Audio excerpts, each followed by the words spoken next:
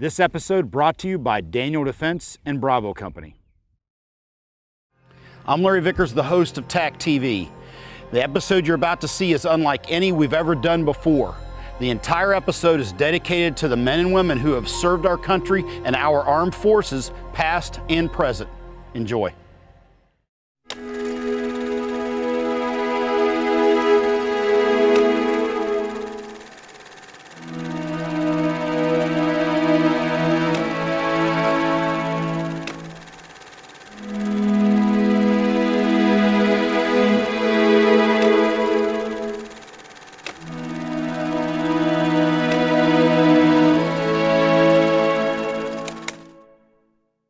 This is a very special episode for me because nothing makes me prouder than the time I served in the military.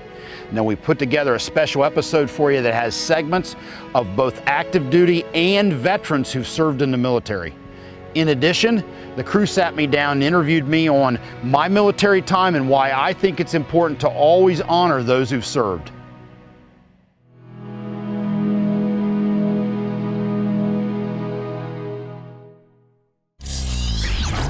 I had the opportunity to go up to Wisconsin to interview one of my good friends, Paul Buffoni of Bravo Company. Not only is he a TAC-TV sponsor, he's a Marine Corps veteran, and he's one of the most pro-military guys I know in the firearms industry.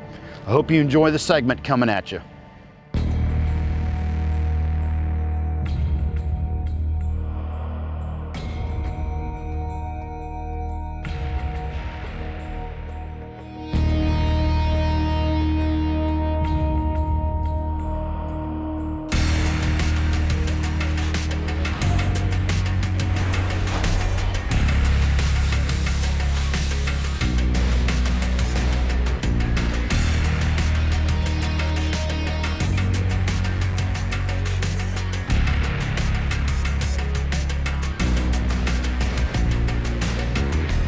All right, TAC-TV fans, I took a quick opportunity to interview Paul Buffoni here at Bravo Company.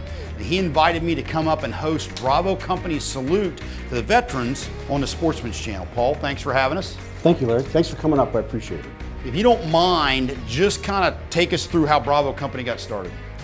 Bravo Company started as an e-commerce retail site, BravoCompanyUSA.com, where we were a retailer of a variety of premium brands that made parts and accessories for the AR-15, M16, M4 platform. As it exists today, we've expanded quite a bit into our own line of BCM, Bravo Company Manufacturing, which manufactures complete AR-15 type rifles, parts and accessories for AR-15s, whether you need replacement bolt carrier groups, lower receiver groups, upper receiver groups, and it's also expanded into the BCM gunfighter line of parts and accessories, which include enhanced charging handles, which is our first product. We've got tactical compensators now, we've got vertical grips, we've got pistol grips.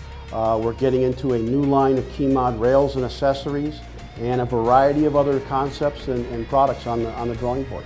Now, Paul, if you would, the name Bravo Company comes from your time in the military, correct? Yes, sir, it does. Bravo Company was my first unit at MCRD San Diego in 1986, quite some time ago. Bravo, my last name being Buffoni, and phonetically B for Bravo, I thought it was a natural fit. Now, it seems to me, Paul, that you purposely build in not only that mil-spec standard, but kind of target the serious end user, the military end user, or somebody who's putting their life on the line with your product? Yes, it is. I mean, when I look at a firearm, I see it primarily as a tool to secure my life or the life of my loved ones. I guess it comes from my time in the Marine Corps, where I look at a weapon system as its primary use is to be used to save your life. And that's the way we build each and every Bravo Company rifle, as a defensive tool. When we go to market and we come up with parts or accessories, our primary focus is the defensive shooter. Whether the defensive shooter is a law enforcement officer wearing a uniform, or whether it's a responsible civilian securing their home and their loved ones, that's who we're focusing on. That's our marketplace. Paul, I noticed you have a line of instructors, the gunfighter line of instructors, as you call it, myself included, that use your product and provide you feedback. If you would talk to that for a minute. We are so blessed to have just a phenomenal cadre of instructors that work with us and we get feedback from. These are gentlemen with extensive military backgrounds and have resumes that make movies about. They'll T&E our new products. They'll give us feedback in the field. Great products aren't really created on an engineering board. The first thoughts come from in the field, the trigger pullers. He's the one that's really going to tell you what's needed as far as to enhance that platform to increase its efficiency or the survivability of the operator. All right, Paul, while we're here, we're going to close it out, but before we do, we got to talk about the famous barrel story I got from Grant Timberlake, GNR Tactical, M4Carbine.net, about when you were just getting started with your barreled uppers, and there's a famous story that you had where you scrapped some barrels that weren't up to spec. If you would, take us through that. Okay. Yeah, the barrel story it became a little infamous because the story got out because we were out of product for a long time. And we had just launched in the rifle line, the upper receiver group, and the barrel line on and around 2005. And within the first year, we had barrels come in that for a number of reasons weren't up to spec. Probably good enough to shoot with and everything else, but nonetheless, it did not meet the standard that we had committed to. As such, we needed to scrap the entire batch and did. At the time, it was 250, which, again, for a startup company, that was a lot of barrels. That was a lot. So it got off to a little bit slower start, but again, we wanted to stay true to that core of that holding that military standard and that specification. We felt that we had a moral obligation.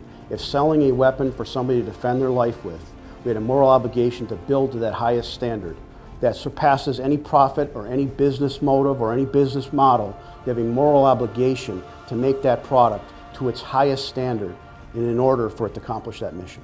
Well, Paul, I appreciate you having us here, taking the time for the interview, and your support of the troops, as well as your mentality, support of me and TAC-TV. We use your product and love it. Hope you guys enjoyed it. From Bravo Company, Paul Buffoni, Larry Vickers coming at you. We'll see you next time.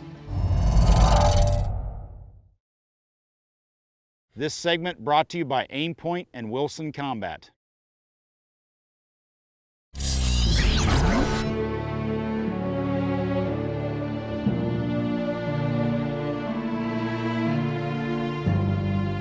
I first became interested in the military from my dad. My dad was a World War II vet, served in both North Africa and Italy. And he was drafted right after Pearl Harbor. But he told me stories about the military and what military service was like and the camaraderie, and also kind of planted the seed to a degree for special operations, because he always spoke very highly of the Rangers and always held them on a pedestal. So I kind of got it in my mind that I wanted to become a Ranger, even though I ended up taking a different path. That's where it started.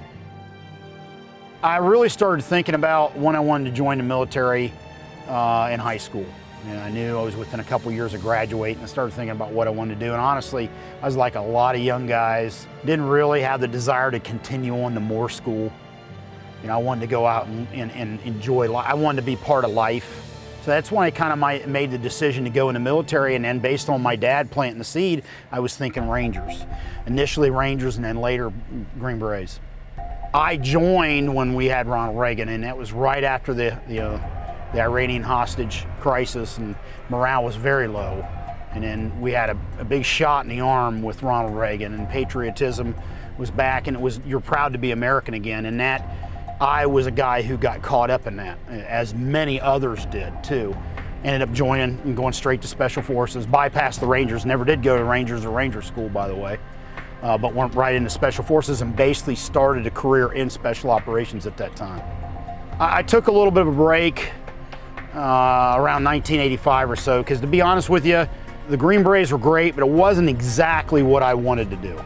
So I went in, got a mechanical engineering associate's degree, and then kind of figured, you know what, I still want to go back in the military. There's still some things I want to do that I didn't get a chance to finish. So I went back in and then tried out for Delta Force, the U.S. Army's Tier 1 Special Operations Unit.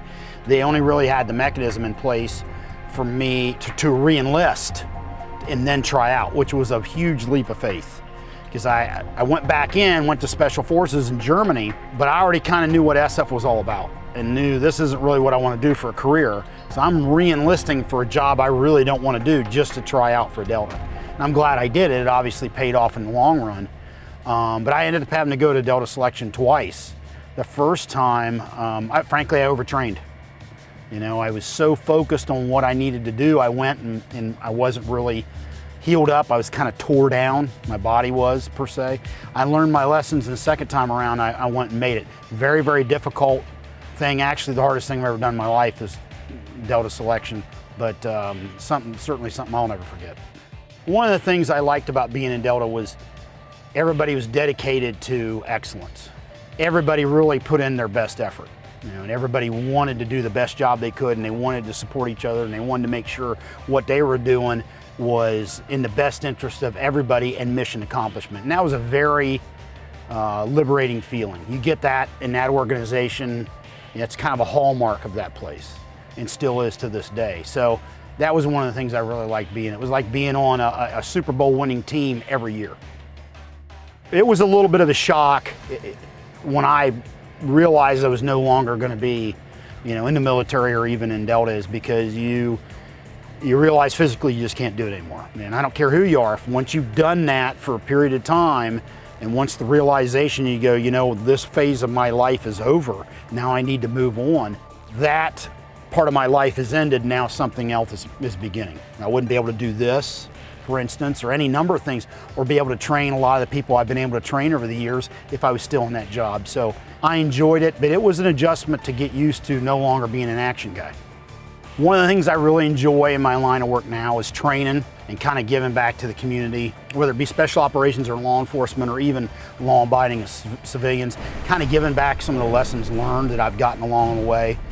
Big gun guys, everybody knows. But there's things I've kind of learned along the way because I've been able to immerse myself in the gun culture in many ways to a level that other people can't, that I can kind of pass along knowledge and information that might help them out, and at some point in the game may make a difference between life or death for them. So that's really satisfying. And I'd get emails from guys thanking me for that, even guys I served with thanking me for, the training I gave them when I was in the military, and they're proud of the fact that I was an instructor of theirs back in the day.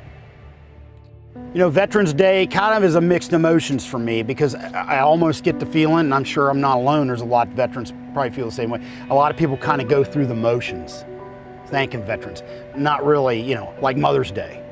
Thanks for being a mother. Not really meaning what they're saying. It's kind of like the thing to be said at that time, but they really don't know what it means to be a veteran or to lose friends or be wounded in combat and whatnot. So I have mixed emotions. There are some people that certainly do mean it, and it means a lot to me to hear that from them. But from a lot of other people, frankly, it rings hollow.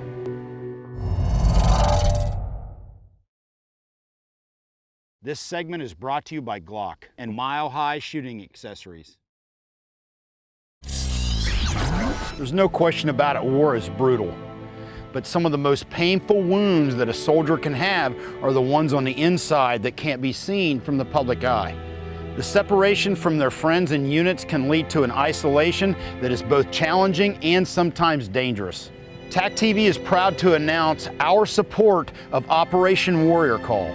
Operation Warrior Call is a nationally designated day of awareness where we ask warriors to call and reach out to other warriors to open up an honest, fresh dialogue to help those guys that are having troubles here at home find a fresh path forward. 3 key points are critical during Operation Warrior Call. Step number 1, make the call. Nobody is a better advocate for a warrior than another warrior. They relate to where they're coming from, and they also can champion their cause. Number 2, answer the call. This is the best way to keep looking out for the warriors that are on your left and your right. And step number 3, be honest. Situational awareness could lead to a positive course of action. This initiative is being launched by Feherty's Troops First Foundation, which is a nonprofit organization. It is being driven through military officer and NCO chains of command, as well as in the private sector. The next segment up features Staff Sergeant Glen Silva of the United States Marine Corps and Colonel Tim Karcher of the United States Army. The crew have worked with Staff Sergeant Silva and Colonel Karcher on various projects, and I've had the pleasure of having the Colonel on the 1911 episode back in Season 1 of TAC-TV. The following segment features clips from interviews from the 2 soldiers. Hi, my name is Tim Karcher, Colonel of the United States Army. I lost both my legs on June 28th of 2009 over in Iraq. We were going to close down one of our joint security stations on the outskirts of Sadr City. About 1.5 kilometers or so out of our joint security station on the northern side of Solder City. There was a loud explosion next to the vehicle. Thought I'd broken both my legs, and that's what I reported to my crew, that I had 2 broken legs. Asked them how they were. They all said they were up, they were good, they were fine. And then I looked down and I realized that I had a slightly greater injury than a couple of broken legs. My rifle was in pieces because it had been between my legs, and my legs were pretty much gone. A lot of great soldiers saved my life that day. My name is Glen Silva, United States Marine Corp. I'm a staff sergeant. I lost my left leg above the knee. It shoved my leg up into my pelvis. I fractured my left pelvis. The blast blew off pretty much, on my reproductive organs, on my lower stomach. I got split open up to my sternum. Split me, flayed me straight open. Popped both of my lungs. Took this down to the bone. Took the fingers down to the bone. Took all the tendons and everything off. Still have nerve damage in them. And then popped both my eardrums. I was in and out of consciousness. Being doped up and surgeries after surgery, basically pulling my soul out of me. I don't know how another way to describe it. It was heavy. I've never thought that way in my life. And don't get me wrong, I had tons of friends that were there and just, oh, it's fine. And I never talked to them and told them, hey, yeah, I'm thinking about suicide. It was just I internalized it a lot because I didn't have a way to vent or to get it off my chest. I know they'd always come in and talk, but I would never talk about that because I'm like, I don't want to make my stay here any longer than I need to be. And really had a tough time with it. We've got a problem, and the problem is that when our service members are coming home from war, they're committing suicide. It's a huge problem. It's taken as many lives as they're taken overseas. But it's a permanent solution to a temporary problem. We don't think about the wife, the girlfriend, the children, brothers or sisters in arms to your left or your right. You wouldn't leave your buddy laying in the streets of Baghdad or a dirt trail in the Korengal Valley bleeding.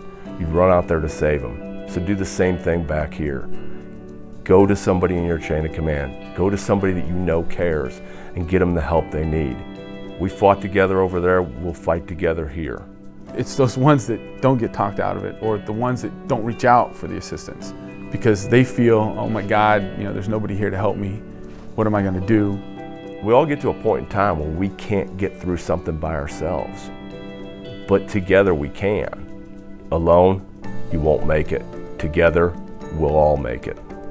I think knowing your audience, knowing who you're talking to, is how you curtail how you have your conversation. Service members don't want to be babied. They don't. I never did. Even in the most pain I've ever been in my life, I didn't want to be babied.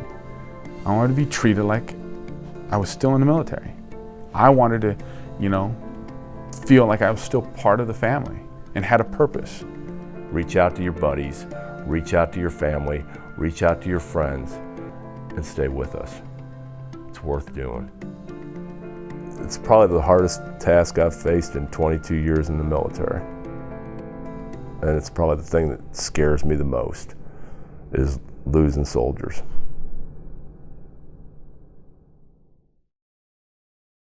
This segment is brought to you by Raven Concealment and Heckler & Koch. When I talk about family, I immediately default to my wife and daughters, but I'm part of a huge family, and that's the U.S. military, and it scopes down to Army, then down to division, then down to brigade and battalion and company and platoon and so on and so forth. But the fact of the matter is, if you spent a year with somebody in combat, they're as close to you as your own brother or your own sister. You can't underestimate those family bonds that develop in a dangerous situation with somebody that has your back. And that person that had your back overseas, they got your back the same over here. I think that if you set the groundwork, it builds that unity, that bond, that family, the camaraderie, all builds and becomes stronger by making your Marines take the time, or your service members take the time to get out there and know each other. The biggest piece that you've got is that personal relationship with that soldier, and you say, hey, look, we can get through this together. It's far easier to talk to folks who have been there, done that, as the saying goes, been in the same kind of situations, been under fire, than it is to talk to somebody that has never experienced that. I'm not a movie star, I'm not an actress, I'm not paid to do any of this, I'm not some sports figure, I'm nothing famous, but you know what I am? I'm in the military. And yeah, I might not fully understand why I was blown up and why these injuries happened yet, but I mean, who cannot be proud of that? Just to be part of that organization, just to be part of that small percentage that says, hey, I will volunteer to serve this country. I still to this day, anytime I see any veteran, I don't like it when people come up to me, but anytime I see a veteran, I go up and I thank them. I automatically make it a point to go thank them. I take my daughter with me to thank them. Because if it wasn't for them, then we wouldn't be in our shoes where we are today. Not having that immediate support, I think you need to have that immediate support. You need to have that immediate connection, because if we can't support each other and take care of each other, who's gonna do it? Who's gonna do it? So. Hey, thanks for joining us on this special TAC-TV Veterans Day episode. Make sure you take time out of your day to thank a vet. Go up and shake his hand, let him know you appreciate what they've done for our country. We'll see you next time here on TAC-TV.